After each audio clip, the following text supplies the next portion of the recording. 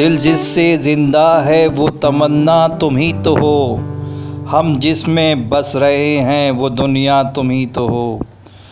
वो शम्माए उजाला जिसने किया 40 बरस तक गारों में, एक रोज़ झलकने वाली थी सब दुनिया के दरबारों में। बिस्मिल्लाहिर्रहमानिर्रहीम। अस्सलामु अलैकुम नाज़रीन, आप सब जानते हैं कि तहरीक आज़ादी के सिलसिले में हम तहरीक आज़ादी के अजीम तरीन बुलंद पाया रहनुमाओं के लिए एक प्रोग्राम पेश करते हैं जिसमें हर दिन एक अजीम रहनुमा की दास्तान बयान की जाती है। आज जिस रहनुमा की दास्तान मैं बयान करने जा रही हूँ और हमारे चैनल के रूह रवा जनाब अतर कुरैशी साहब की ख्वाहिश पर ये बयान आपके सामने पेश किया जा रहा है, वो रहनुमा ऐसे हैं जिन्हें बदकिस्मती से इस वक्त की नस्ल तो कम जानती है, लेकिन यकीन मानिए कि अगर ये रहनुमा तहरीक आज़ादी के जद्दोजहद में शामिल नहीं होते तो शायद आज हम और आप पाकिस्तान में सुकून से बैठकर इस्लाम के रमूज़ व इसरार नहीं समझ रहे होते। इस नौजवान ने अपनी जवानी के 15 बरस क़ैद बंद की सऊबतों में गुजारे, सिर्फ इसलिए कि वो पाकिस्तान के लिए बात करते थे, इस्लाम के लिए बात करते थे और अंग्रेज़ सरकार को ये गवारा नहीं था। ये अजीम इंसान थे मौलाना ज़फ़र अली ख़ान, एक अजीम अदीब, नसर निगार, शायर, मुतरजिम, सहाफ़ी, सियासतदान और इसके अलावा एक बेहतरीन मुसलमान।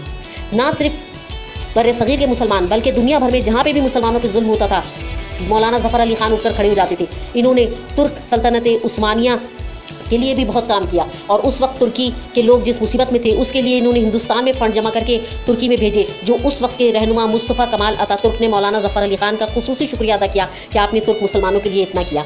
लेकिन उसके बाद इन्होंने बर्रे सग़ीर के मुसलमानों के लिए जो किया वो तो बहुत ही ज़्यादा सुनहरे हुरूफ से लिखने के लायक है।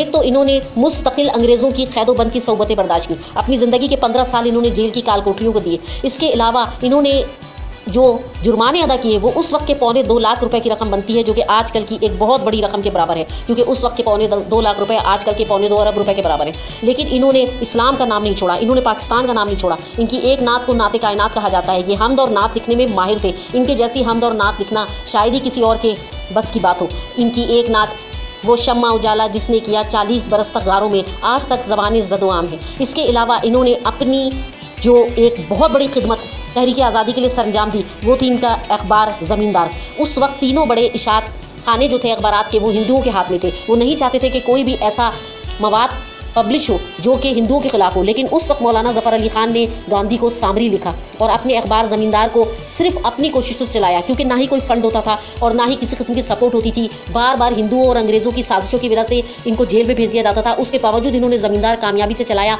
और अपने अखबार ज़मींदार की लॉ पे लिखा, उन्होंने शेर लिखा कि फूकों से ये चिराग बुझाया न जाएगा। और अल्लाह पे उनका भरोसा इस कदर था कि लोग उनसे कहते थे कि आप थोड़ा सा हाथ नरम रखें, लेकिन वो कहते थे नहीं, मेरा भरोसा अल्लाह के ऊपर है। अल्लाह ताला जब तक है ये अंग्रेज़ मेरा कुछ नहीं बिगाड़ सकता। पाकिस्तान बनकर रहेगा, इस्लाम बुलंद मर्तबे पर जाएगा और पाकिस्तान ज़रूर मौरज़े वजूद में आएगा। इसके लिए उन्होंने हर मुमकिन कोशिश की। उन्होंने अपने जान, माल, मेहनत, जद्दोजहद सब कुछ पाकिस्तान के नाम कर दिया। ये इतने बड़े सहाफ़ी थे कि मौलाना अबुल कलाम आज़ाद, हसरत मोहानी और मौलाना मोहम्मद अली जौहर के साथ इनका नाम लिया जाता था। और अल्लामा इक़बाल ने तो इनके बारे में ये कहा था कि मौलाना ज़फ़र अली ख़ान वो बुलंद पाया सहाफ़ी है जिस तक पहुँचना किसी दूसरे सहाफ़ी के लिए तकरीबन नामुमकिन है। अल्लामा इक़बाल ने कहा था कि मौलाना ज़फ़र अली ख़ान सिर्फ बरे सग़ीर ही नहीं बल्कि दुनिया भर के मुसलमानों को एक अलहदा मुस्लिम रियासत लेके देने का हौसला और हिम्मत रखता है।